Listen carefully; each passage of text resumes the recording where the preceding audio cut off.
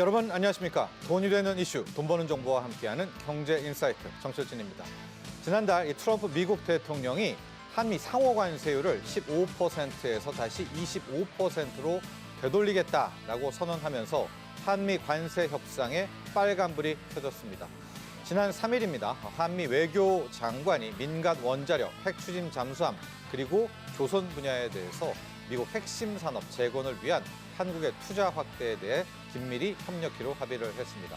자, 오늘 첫 번째 이슈, 이 한미 외교장관의 대미 투자 협력 합의 의미와 핵심 내용, 그리고 이 관세에 관한 남은 과제들까지 자세하게 짚어보겠습니다.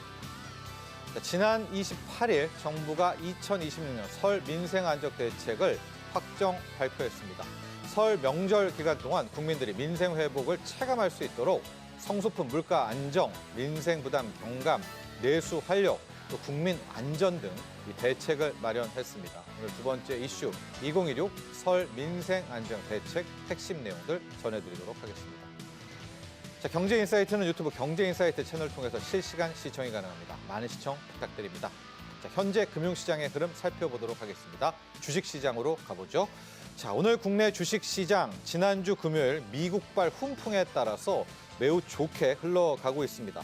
코스피, 코스닥 모두 급등세를 연출하고 있는데요. 거래소 시장 코스피는 현재 시각 4% 넘게 급등하면서 5,290선 위로 올라왔습니다. 장중 한때 5,300선도 재탈환하기도 했습니다. 코스닥 시장도 좋습니다. 3% 넘게 급등하면서 현재 시각 1,114포인트 이상으로 올라와 있습니다. 다만 수급을 놓고 보면 외국인 투자자들의 이 매수 규모가 썩 만족할 만한 상황은 아닙니다. 그동안 10조 원 이상 한국 주식을 팔아치웠던 외국인 투자자, 오늘 매수는 매수입니다. 코스피 시장에서 2,200억, 코스닥에서 1,400억을 사고 있으면서 많이 크지는 않고요. 다만 거래소 시장에서 기관 투자자들이 2조 가까이 매수폭을 확대하면서 현재 국내 증시를 지켜가고 있습니다. 환율도 나름 괜찮은 편입니다. 1,470원대에서 우려를 키웠었는데요. 일단 1,460원대까지는 떨어져 있습니다. 그러나 1,450원 밑까지 떨어져야 그나마 좀 안정할 수 있는 레벨이라고 할 수 있겠습니다. 자, 무너질 듯한 암호화폐 시장, 가상자산 그래도 반등에 성공했습니다. 한때 8,900만 원대까지 폭락했던 비트코인 가격은 현재 시각 1억 5천만 원대까지 반등에 성공한 상태입니다. 자, 지금까지 현재 금융시장의 상황 짚어봤습니다. 네, 오늘 첫 번째 이슈 시작해보죠. 영상 보시고 난 뒤 이야기 계속 이어갑니다.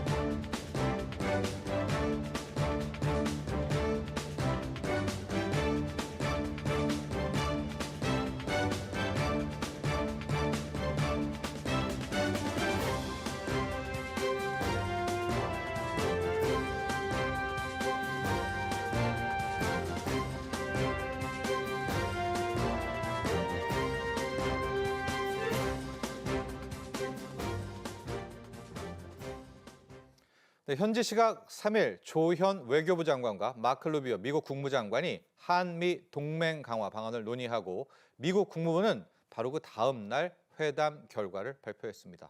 자, 미국 국무부는 두 장관이 민간 원자력, 핵추진 잠수함, 그리고 조선 분야에서 긴밀히 협력하고 미국의 핵심 산업 재건을 위해 한국이 투자 확대 합의했다, 이렇게 전했습니다. 자, 이번 한미 외교 장관들의 원자력, 핵추진 잠수함, 조선 협력 합의 내용 자세하게 짚어보죠. 민종훈 국립외교원 미주연구부 교수 함께합니다. 안녕하십니까? 예, 안녕하세요. 자, 여기서부터 시작을 좀 하죠. 이제 15에서 25%된 이야기는 많이들 아시니까요. 그거를 풀어나가는 과정 중에 하나입니다. 우리 조현 외교부 장관과 마크 루비오 미 국무장관이 만나서 우리 한미 간의 다양한 협상 내용에 대한 회담과 또 여기에 대한 결과물도 나왔습니다. 전반적으로 우리 박사님 어떻게 좀 봤는지 총평 좀 부탁드립니다. 예, 말씀해 주신 것처럼 이번 달 4일이죠. 현지 시각으로 조현 외교부 장관하고 마크 루비오 미 국무장관이 지난 11월에 우리가 한미 정상회담을 통해 가지고 팩트리스트를 만들어서 관세 협상이라든지 안보 부분에서 합의를 한 내용이 있잖아요. 그것에 대한 이행을 관해서 점검하기 위해서 그 관세 협상 이후에, 그러니까 한미 정상회담 이후에 첫 번째 갖는 국무부, 그러니까 외교부 장관, 그 장관 사이에 그때 장관급 회담이 열린 거예요. 네. 그렇기 때문에 우리의 관심은 뭐 관세 협상 그 부분이 있지만 전반적으로 그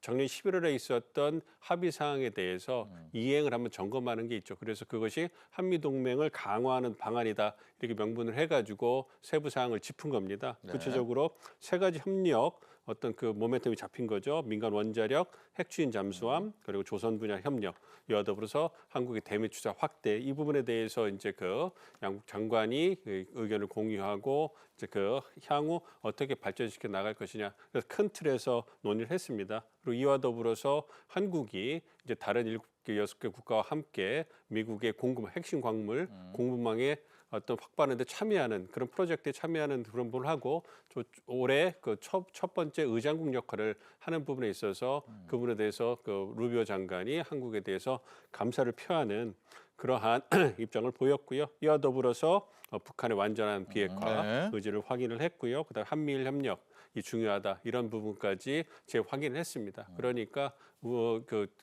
한미 동맹 전반에 대해서 어떻게 강화해 나갈 것이냐 이 부분을 말씀드린 원자력, 핵추진 잠수함, 조선 분야, 대미 투자, 그러니까 경제 통상 분야 이게 안보와 연결되잖아요. 이 부분을 중심으로 확인했다 이렇게 말씀드릴 수가 있겠습니다.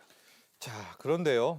트럼프 대통령이 느닷없이 15%로 확정된 한미 관세를 다시 25%로 했고 이번에 외교 수장들이 만난 자리에서도 이 코멘트가 좀 많은 언론에 소개가 됐습니다. 마크 루비오 국무장관이 이 통상 관련해서 미국 내부의 분위기가 안 좋다.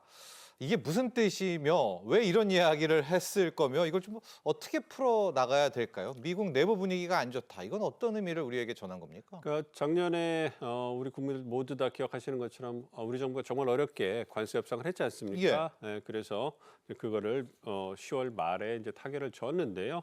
이 부분에 있어가지고 이제 미국 측이 우리 측의 의도에 대해서 좀 오해를 한 것 같아요. 그러니까 11월에 이제 그 관세 협상을 했지만 그 지연시키려고 하는 것이 아니냐. 왜냐하면 우리가 3,500억 달러를 투자하는 것이 있지 않습니까? 그 투자 금액이 워낙 크기 때문에 이 부분 합의만 해놓고 지연시키면서 이제 미국 측의 의도와는 좀 다르게 가는 거 아니냐.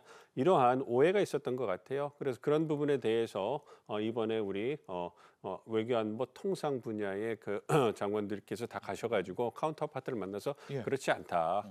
특히 이제 트럼프 대통령이 얘기했던 입법 절차가 지연되고 있기 때문에 관세를 인상할 수밖에 없다. 이 부분에 대해서 적극적으로 이제 설명을 하고 공감대를 형성하는 그러한 과정을 거친 걸로 알고 있습니다. 그렇기 때문에 그런 부분에서 한미 양국 간에 좀 오해가 있었던 부분을 잘 풀었고요. 그 부분을 바탕으로 해서 이제 그 관세를 인상하는 부분에 대해서 우리 입장에서는 그것이 현실화되지 않도록 어떤 하는 부분에 있어서 노력을 하고 있다 이렇게 말씀드릴 수 있겠습니다. 네, 우리 교수님은 어떻게 보십니까? 왜냐하면 일각에서 또 USTR 대표가 보이콧도 하고요. 물론 부대표와 만났지만 그런 면에서는 좀 나빠 보이기도 하는데 또 이렇게 외교부 수장이 만나서 핵잠이라든가 그렇죠? 예, 마스가 마누가도 다 논의를 했단 말입니다.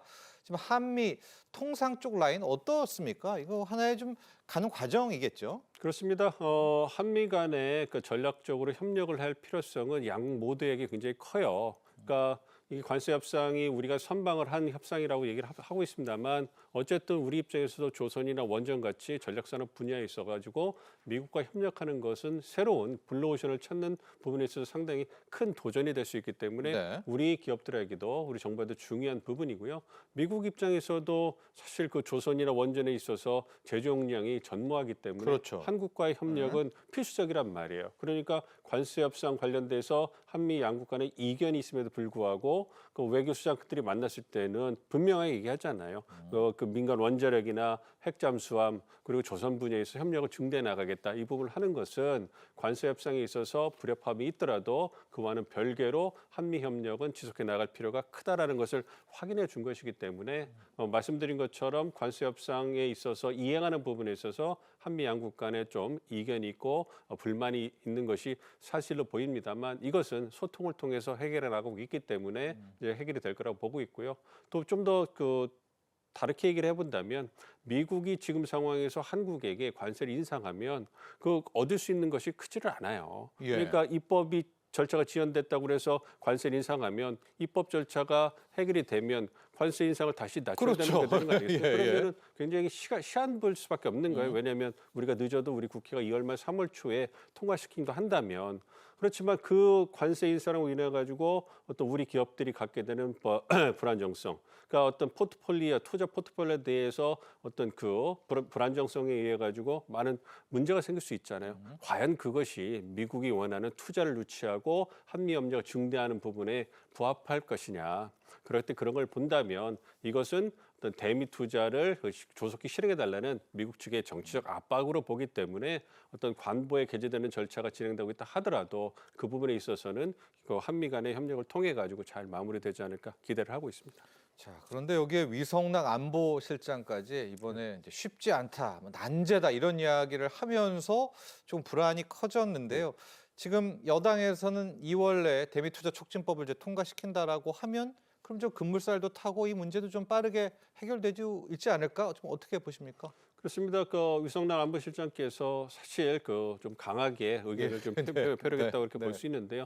그만큼 미국 내 어떤 그 인식이 좋지 않다. 그러니까 한국의 대미 투자에 대한 어떤 의지라든지 이 부분에 있어서 오해가 있고 그 부분이 어렵게 만들어놓은 관세 협상의 어떤 결과물을 흐트러 놓을 가능성이 있기 때문에 이 부분에 대해서 우리가 보다 적극적으로 문제 해결을 위해서 대응을 한다. 네. 이 부분을 강조했다고 생각을 하고 있습니다. 그래서 그 부분에 있어가지고 이런저런 얘기를 통해 가지고 얘기를 해주셨기 때문에 그러한 그 논의가 또 어떤 그 계기가 돼가지고요. 또 우리 국회에서 어떤 특별법을 통과시키는 데 있어서 급물살을 타는 그런 부분도 있으니까요. 예.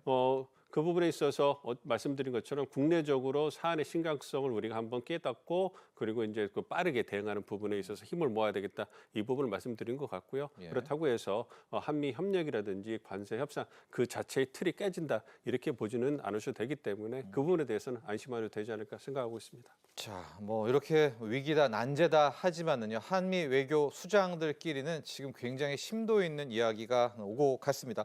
이번 회담에서 나왔던 3대 패키지가 있습니다. 원자력, 조선, 이제 마누가와 마스가가 있고요. 그리고 핵 추진 잠수함이 있거든요.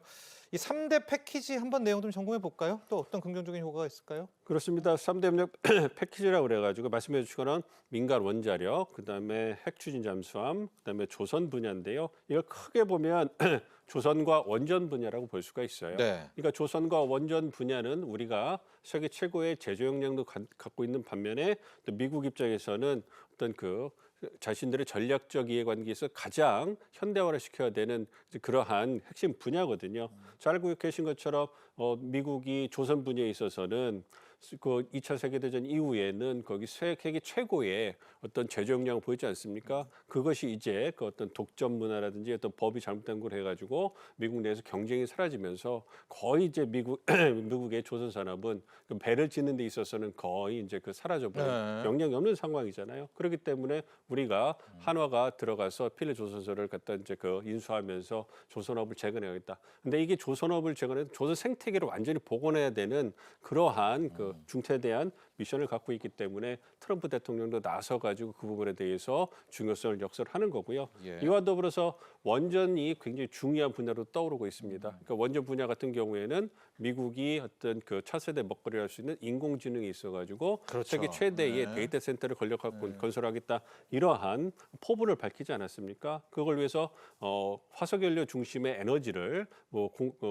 공급하려는 이런 그 계획을 갖고 있는데 그것만 가지고선 부족할 가능성이 있다. 그렇기 때문에 이와 더불어서 원전의 역량을 획기적으로 늘리겠다. 그리고 2030년까지 원전을 10기를 더 건설하겠다. 근데 그 파트너 제조 역량이 미국은 없기 때문에 예. 그 파트너 누가 될 수 있을 것이냐 했을 때 이제 한국이 떠오르는 거죠. 그래서 이 3대 협력 패키지라는 거는 정말로 미국의 필요에 따라서 이제 그 보는 거고 이제 그 조선 원전 분야 특히 핵 잠수함 같은 경우에는 미국 해군에 네. 어떤 그 군함을 건조해 준다든지 잠수함을 건조한다든지 아니면 유지 보수 정비하는 데 있어 가지고 우리 기업들의 기술이 필요하거든요. 그러니까 그 부분이 합쳐진 부분이기 때문에 미국의 전략적 이해관계 가장 필요한 부분을 중심으로 해서 한미가 협력을 하기로 한 패키지이기 때문에 향후 굉장히 급무살을 타면서 본격화될 가능성이 크다 이렇게 보고 있습니다.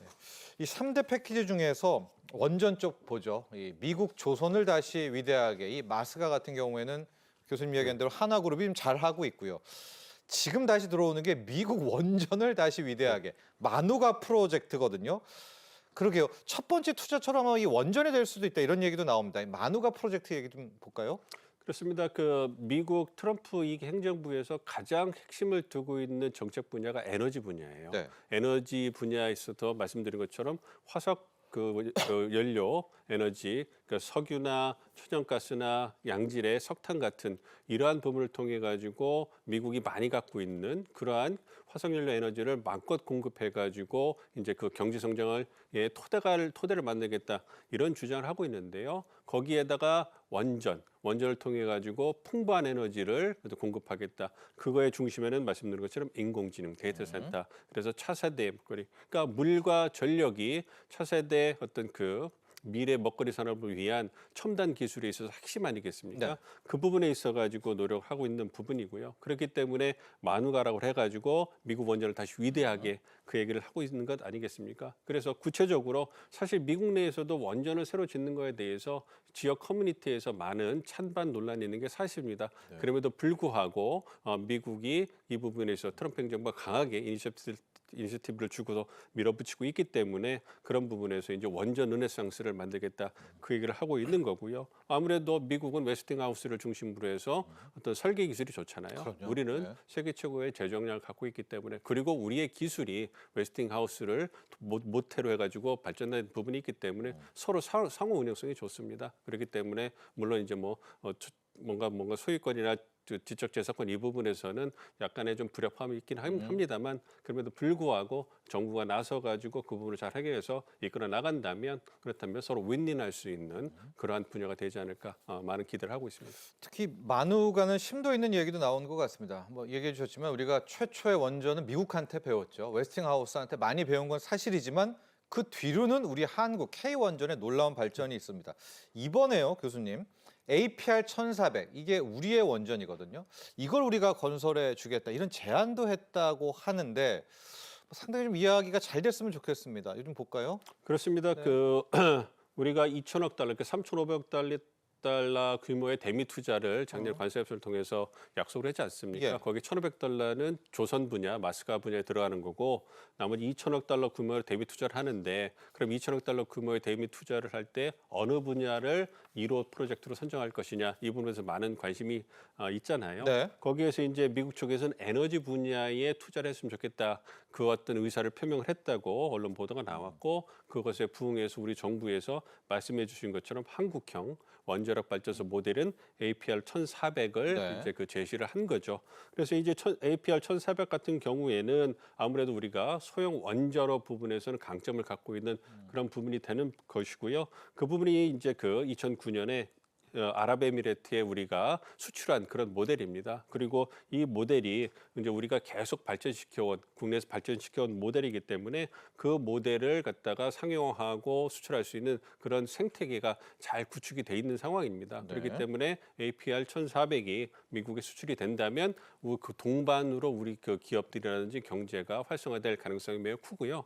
미국 입장에서도 사실은 APR 1000이냐, APR 1400이냐 어느 정도의 규모의 원자로를 갖다 드릴 것이냐 이런 부분이 있는데 사실 우리가 수출을 하기로 결정한 체코 같은 경우에는 APR 1000을 갖다가 네. 수출하기로 했어요. 네. 거기에는 아무래도 원전 수요가 한계가 있기 때문에 그렇게 큰 것을 필요로 한치 때 APR 1000을 했지만 미국은 그렇지 않잖아요. 네. 어떤 그 원전 수요가 굉장히 크고 그리고 어쨌든 APR 1000이든 APR 1400이든 어쨌든 똑같은 절차를 거쳐서 어떤 그 만들어지는 거기 때문에 미국 입장에서는 보다 큰 걸 만들어서 많은 전력을 생산하는 것이 유리하다고 볼 수 있기 때문에 미국 입장에서도 상당히 긍정적으로 받아들일 수 있는 그러한 모델이라고 생각을 하고 있습니다. 그렇기 때문에 우리 측의 적극적인 그 어떤 그러한 그 제안이라든가 특히 우리가 그 강점으로 내세우는 on time within budget 해가지고 제 시간에 정해진 예산 안에서 만들어내는 그것을 우리가 상당히 강점이 있고 그 부분에 대해서 신뢰가 있거든요. 그런 부분이 잘 그 반영이 된다면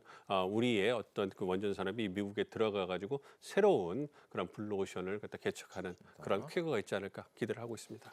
마누가에서 쾌거를 좀 기대해 보고요. 마스가는 잘 되고 있는 것 같은데 교수님 그래도 우리가 좀 마스가와 함께 핵 추진 잠수함도 어떤 결과물이 좀 나왔으면 하는 바람도 있거든요. 특히 군함과 연계하는 부분들 이건 지금 어떻게 돼가고 있나요? 그러니까 이 부분도 이제 그 블루오션을 해서 우리 그 기업들 정부에서 많은 그러한 그 관심을 기울이고 있는 사람입니다. 말씀해 주신 것처럼 핵 추진 잠수함만 한다면 우리가 그 부분만 그 부분에서만 어떤 경제적 이해관계라든지 기술의 발전을 이룰 수 있다고 생각하는데요. 네. 그것은 그냥 상징성을 가진 것이고요. 핵추진 잠수함을 통해 가지고 이제 그 미군 해군력을 우리가 그 다시 이제 복원해주는 이런 부분에서 상당히 많은 역할을 할 수 있습니다. 그러니까 그 핵추진 잠수함을 통해 가지고 우리가 얻을 수 있는 것은 그러니까 우리의 기술이 대통령께서 지난 정상회담에서 얘기한 것처럼 우리 기술을 다 모든 걸 할 수 있는 상황입니다. 그러니까 뭐 그 핵추진 잠수함에 있어서 원자로 같은 경우에는 우리가 SMR 그 기술을 가지고 좀 더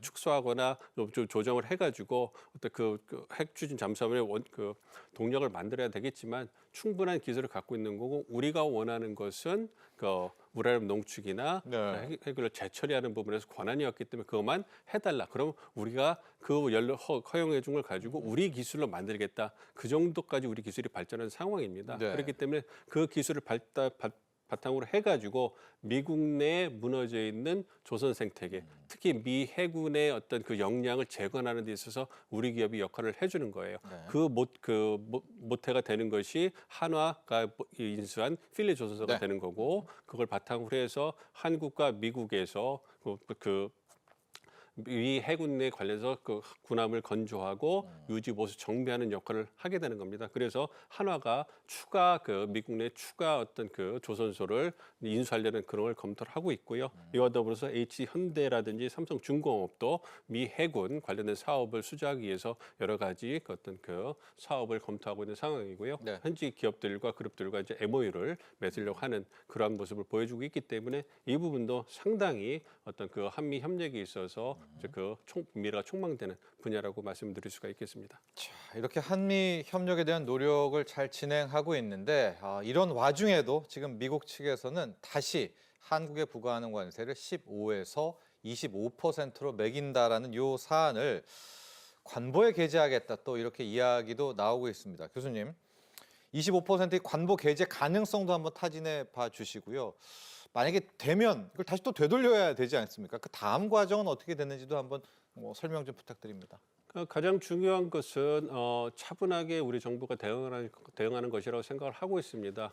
지금 관세 협상이 잘 타결됨에도 불구하고 미국 측에서 굉장히 급한 것 같아요. 지금 네. 2달 정도밖에 되지 않았는데 우리 그 어떤 그 진전 사항이 느리다고 해가지고 그 부분에 있어가지고 굉장히 압박을 하고 있는 상황이니까 이 부분은 아무래도 미국 국내 정치적으로 11월 그 중간 선거를 앞두고 그렇죠. 트럼프 네. 행정부가 뭔가 성과가 필요하고 그것을 실무진에서 트럼프 대통령에게 안겨주고 싶은 그러한 그 욕심이 크지 않은가 좀 생각을 하고 있습니다. 어쨌든 우리 정부는 신중하게 대응을 해야 되고요. 무엇보다 가장 중요한 것은 미국 측 카운터파트와 소통을 통해 가지고 우리가 갖고 있는 관세 협상을 진전시키다는 의지를 갖다가 지속적으로 전달을 하고 그 부분에 대해서 미국 측이 갖고 있는 오해를 좀 푸는 것이고요. 그래서 관세 인상이 관보에 게재되는 절차가 진행되고 있다고 하는데 그 부분 좀 지켜봐야 될 것 같습니다. 어떠한 형태로 구체화될지는 아직 알 수가 없기 때문에 그 지켜봐야 될 것 같고요. 설사 그것이 이제 관세가 인상된 관보에 게재돼서 즉각적으로 효력을 발생한다 하더라도 그 관세 인상의 명분이 이제 그 입법 절차가 미비 네네네. 지연됐다 이 부분이고 어떤 프로젝트가 진행되지 않은 부분이니까 그 부분에 있어서 우리가 적극적으로 대응을 하고 이제 그 진전을 보인다면 그것이 머지않아서 해제될 가능성이 크다고 생각하고 있습니다. 네. 그럼에도 불구하고 어쨌든 미국 측에서도 정치적 압박인 거지 협상 자체를 깨려는 것이 아니기 때문에 저는 개인적으로는 관세 인상을 관보에 게재하는 부분이 현실화될 가능성이 크지 않기 때문에 네. 그 부분에 대해서는 차분하게 지켜봐 주시고 우리 정부가 신중한 대응을 해서 문제를 해결해 날 것이다. 그렇게 기대를 하고 있습니다. 네, 지금까지 도움 말씀에 민정훈 국립외교원 미주연구부 교수와 함께했습니다. 감사합니다. 자, 이어서 두 번째 이슈로 가보죠. 영상 보시고 난 뒤 이야기 계속 이어갑니다.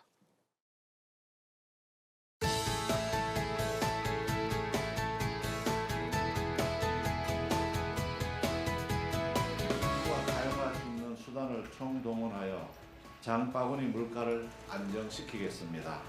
사과와 배, 돼지고기 등 16대 제수상에 오르는 성수 품목을 역대 최대인 27만 톤 공급하겠습니다.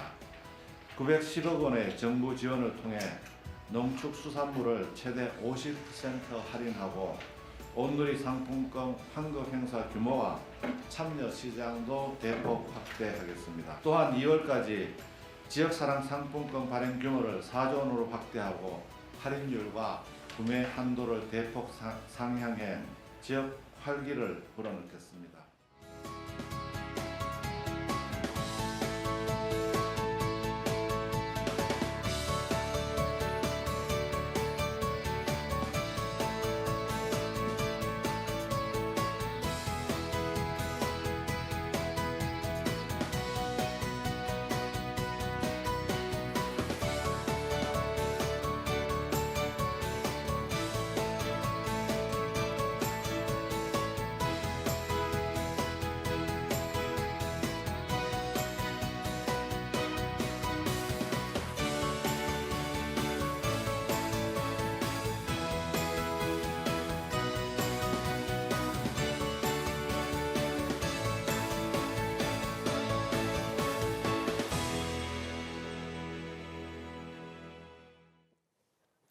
민족 최대 명절 설이 이제 일주일 정도 남았습니다. 정부는 지난 28일 성수품 물가 안정, 또 민생 부담 경감, 내수활력 제고, 국민 안전 이 네 가지의 중점을 두고 2016 설 민생 안정 대책을 마련했습니다.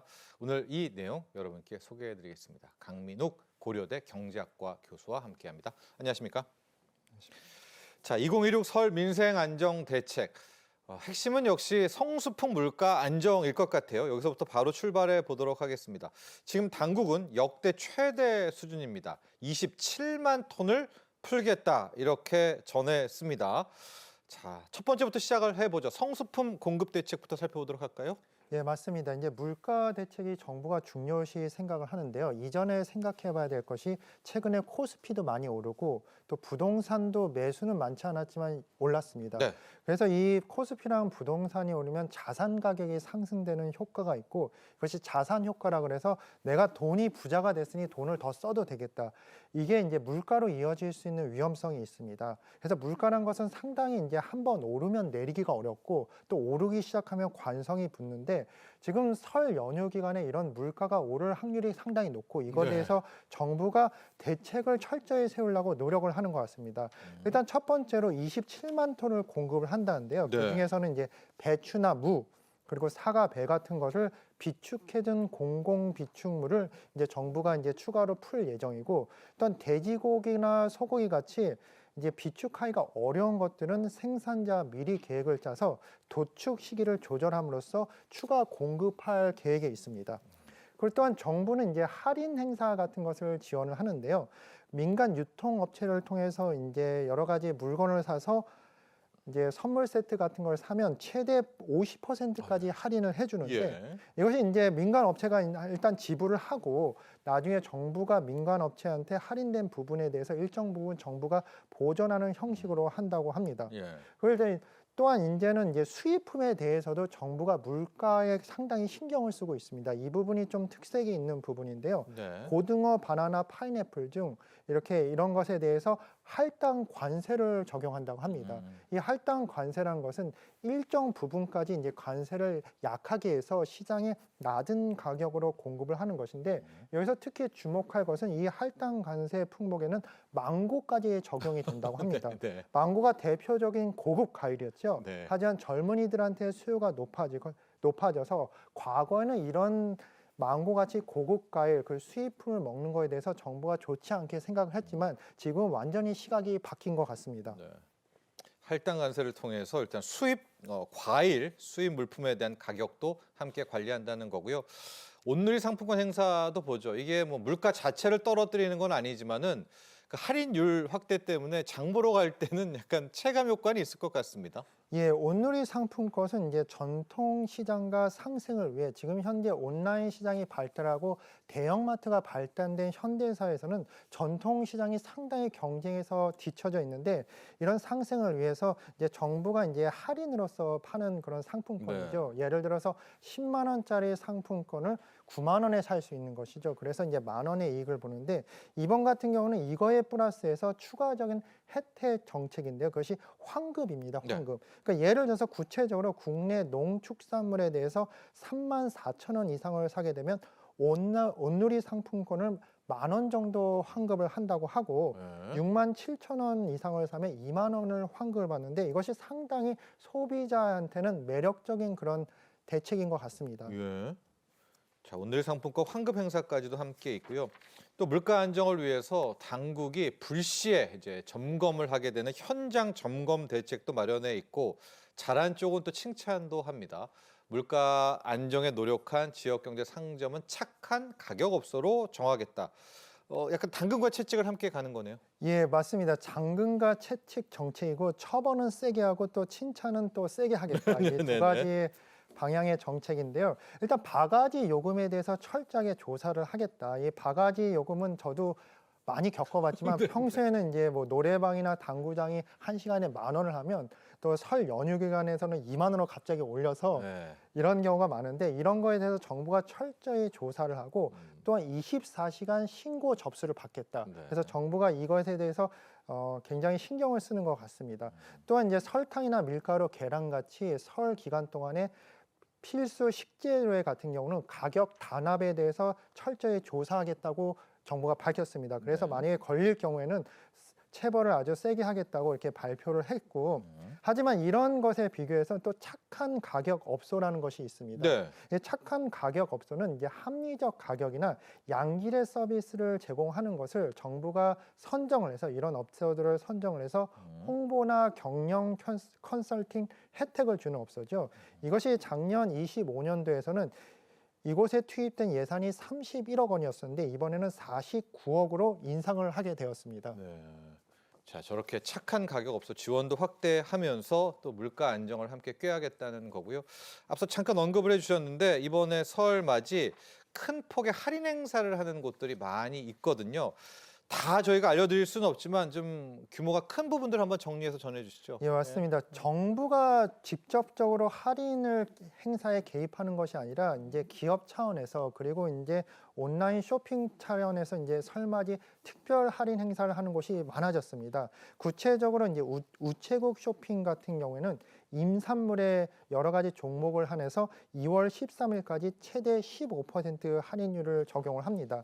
그 임산물이라고 하면 숲에서 나는 생산물이죠. 예를 들어서 잣이나 대추, 밤 그리고 이제 버섯 같은 것, 버섯 같은 것이 있는데 이것이 이제 지역 특산물이 많습니다. 이번 기회에 이제 지역 특산물을 싸게 살 수 있는 기회인 것 같고 또 네이버 쇼핑에서도 최대 할인율을 3,000원까지 적용을 하고 또 푸른 장터죠. 산림조합에서 운영하는 것인데 최대 할인율이 30%까지 적용이 됩니다.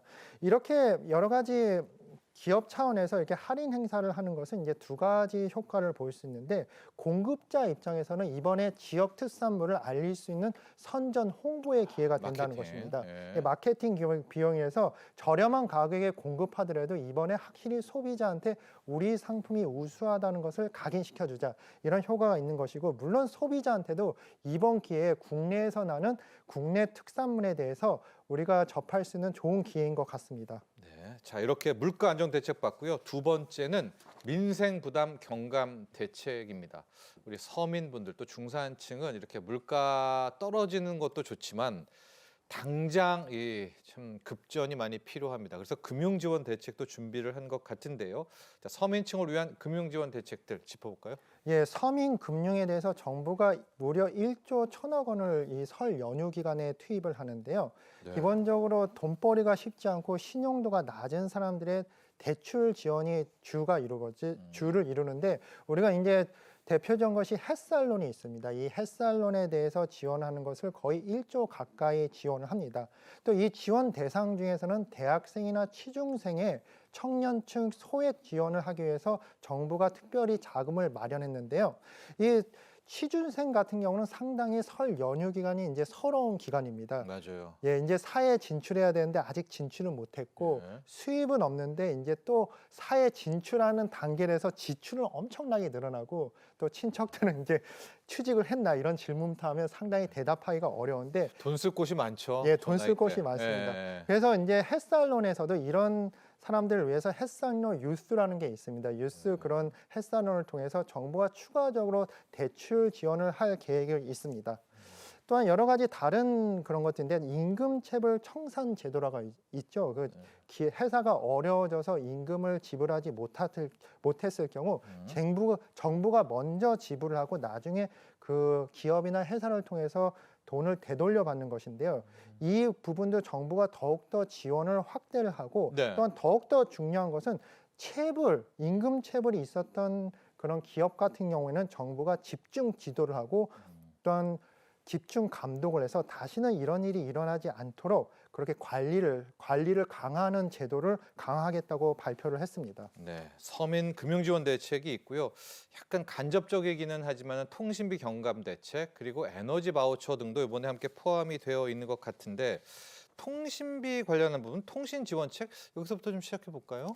예, 맞습니다. 이 통신도 다양한 지원이 있는데, 그 중에 이제 대표적인 것이 이제 무료 영상 통화 지원이라는 것입니다. 네. 우리가 모든 사람들이 설 연휴 기간 동안에 가족을 만나고 친지를 방문하고 이제 부모님을 봤으면 좋겠지만, 여러 가지 상황 속에서 이제 그렇게 방문을 못하는 사람들이 있지 않습니까? 예. 이번 기회에 이제 영상 통화라는 게 중요한데, 이 경우 이제 정부가 이제 무료 영상 통화를 설 연휴 기간 2월 14일부터 18일 동안 지원을 한다고 합니다.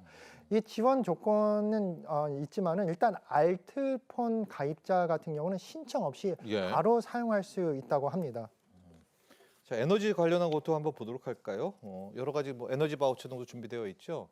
예, 맞습니다. 에너지 바우처도 준비가 돼 있고, 특히 유류세 이제 인하 등등. 유류세 예, 인하가 있는데, 설 연휴 이동에 같은 경우는 설 연휴 기간에는 이동이 상당히 많죠. 그래서 이제 유류세에 대해서 부담을 가지는데, 정부가 이 유류세 인하를 위해서 2월 28일까지 인하를 하는데, 네. 대표적으로 휘발유 같은 경우는 한 7% 인하하는 데 도움을 주고, 이제 경유, LPG까지 7에서 10% 정도 유류세를 인하하는데 정부가 지원을 할 계획에 있습니다. 네. 자, 그리고 또 1학기 학자금 대출 금리를 1.7%로 동결한다. 이런 내용들도 다 명절 기간에 한번 설 대책으로 나와 있고요. 소상공인과 중소기업을 위한 지원 대책도 함께 있습니다. 39조 3천억, 역대 최대인 것 같은데 거의 40조 가까운 신규 자금이 우리 소상공인분들 또 중소기업을 지원하는 데 사용하게 됩니다. 이 내용도 좀 전해주시죠. 예, 맞습니다. 이제 소상공인 중소기업들은 정부에서 상당히 중요한 거죠. 이제 코스피 시장이 상승이 되고, 많은 대기업 수출 기업들은 굉장히 대한민국에서 잘 나가고 자금을 축적을 했는데, 상대적으로 소상공인 중소기업들은 아직까지도 어려움을 겪는 네. 사람들이 많습니다. 겪는 단체가 많은데, 특히 명절 기간에 어려운데요. 명절 기간에는 거래처가 일단 쉬고, 또 수입이 많이 줄어듭니다. 또한 지역에 따라서는 소매업, 음식업, 숙박업을 하는 데서는 상당히 이중 어려움을 겪을 수 있는데요. 정부가 이것을 감안해서 역대 최대 규모인 이 명절 기간의 최대 규모인 39조 3천억을 투입을 합니다. 네. 이 중에 이제 39조가 이제 대출에 관한 지원이고 나머지는 이제 보증에 관한 지원인데 네. 이 설 연휴 기간에 이렇게 지원을 받음으로써 실제적으로 그 어려움을 극복할 수 있고 이 이후에도 내수 경제에 도움이 될 것을 기대를 하고 있습니다. 자, 저기 보면 여기 경영안정 바우처 지급 대상 및 금액도 있습니다. 지급 대상 한번 보도록 할까요?